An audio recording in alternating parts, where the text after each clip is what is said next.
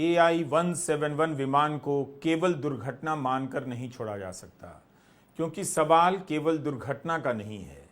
इस दुर्घटना के कारण लोगों के मन में जो बेचैनियां हैं, दहशत है, वो केवल इसी विमान की दुर्घटना के कारण नहीं है। हमें यह समझना होगा, इसके पहले विमानों के भीतर जो सामान्य खराबियां होती हैं, जो अव्यवस्था होती है एयरपोर्ट पर, लापरवाही होती है सुरक्षा मानकों की जांच में, उन सभी को लेकर लोगों के भीतर भरोसा तो हिला है कि एयर इंडिया में सब ठीक नहीं, एयरपोर्ट की व्यवस्था में सब ठीक नहीं, DGCA का काम पेशेवर नहीं।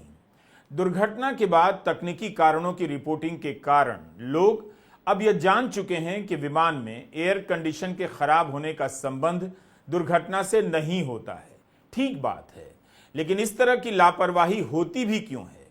क्या यही एविएशन सेक्टर का पेशेवर रवैया है?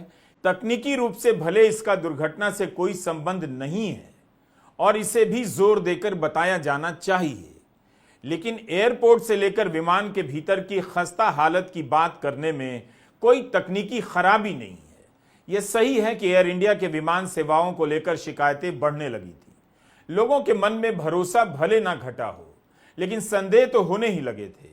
तमाम चर्चाओं के बीच एक फ्लाइट एक्सपर्ट की बात पर हमारी नजर गई। उन्होंने कहीं लिखा है कि विमान दुर्घटना का कोई एक कारण नहीं होता, कई बार कई कारणों की एक कड़ी सी बन जाती है और दुर्घटना होती है। कहने का मतलब इतना ही है कि विमान उड़ाने की प्रक्रिया और उसके विज्ञान में हजारों खूबियों और कामयाबियों के बीच कुछ चूक भी हो सकती है, मगर एक तंत्र की मजबूती दूसरे तंत्र की कमजोरी को हावी होने से रोक देती है, दुर्घटना से बचा लेती है। मगर कभी कभी ऐसा भी हो जाता है, अलग अलग प्रकार की कमियां, लापरवाहियां इस तरह से एक साथ मिल जाती हैं कि दुर्घटना हो जाती है। पर यह उदाहरण यह बताने के लिए है कि विमान जैसे जटिल ढांचे में ऐसा बहुत कुछ होता है जो हमारी नजरों के पीछे हो रहा होता है। इस उदाहरण के जरिए फ्लाइट एक्सपर्ट यह बताने का प्रयास कर रहे हैं कि कोई एक कारण नहीं होता। विमान का क्रैश होना एक पूरे सिस्टम का फेल होना होता है। हम भी अब समझ गए हैं कि AC का खराब होना या विमान की केबिन में बारिश का पानी टपकना दुर्घटना का कारण नहीं हो सकता, लेकिन अगर पेशेवर तरीके से सिस्टम चल रहा है, हर छोटी छोटी चीज पर बारीक नजर रखी जा रही है, तो यह सब नहीं होना चाहिए।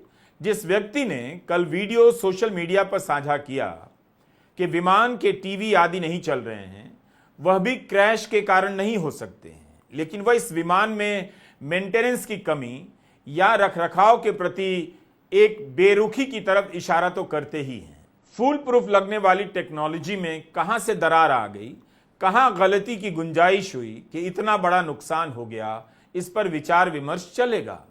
विमानों की सुरक्षा पर नजर रखने वाला सिस्टम ठीक से काम कर रहा है या नहीं, इसकी जांच तो हर समय होती रहनी चाहिए। तमाम टीवी चैनलों में यात्रियों के परिजनों का इंटरव्यू यही बताता है। उन्हें मुआवजा नहीं चाहिए, उन्हें अपनों के खोने का जवाब चाहिए, भरोसा चाहिए।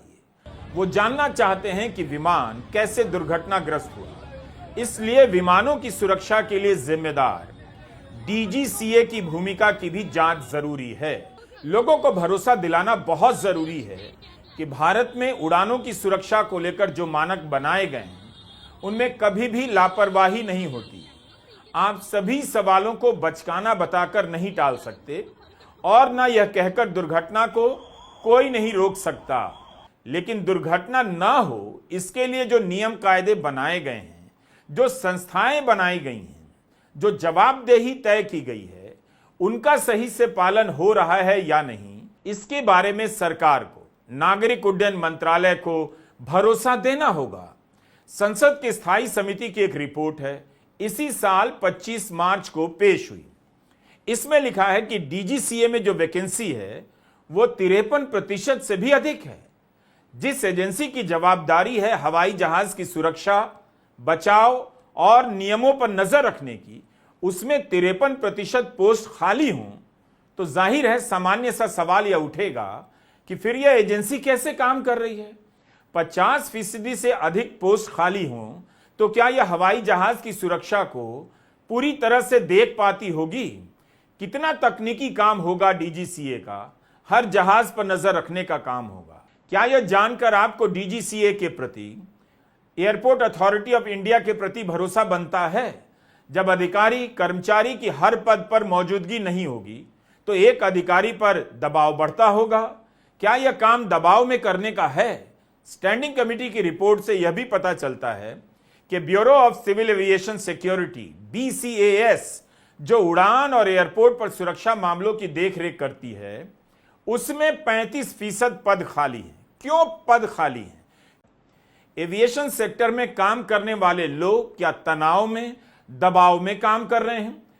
क्या इससे सुरक्षा पर असर नहीं पड़ता होगा? अगर ऐसा है तो बिल्कुल ही पड़ता होगा। इससे एयरपोर्ट की सुरक्षा और बचाव सब प्रभावित हो सकते हैं। हम आमतौर पर सुरक्षा का ही इस्तेमाल करते हैं, बचाव का कम, लेकिन अंग्रेजी में सेफ्टी और सिक्योरिटी का इस्तेमाल होता है।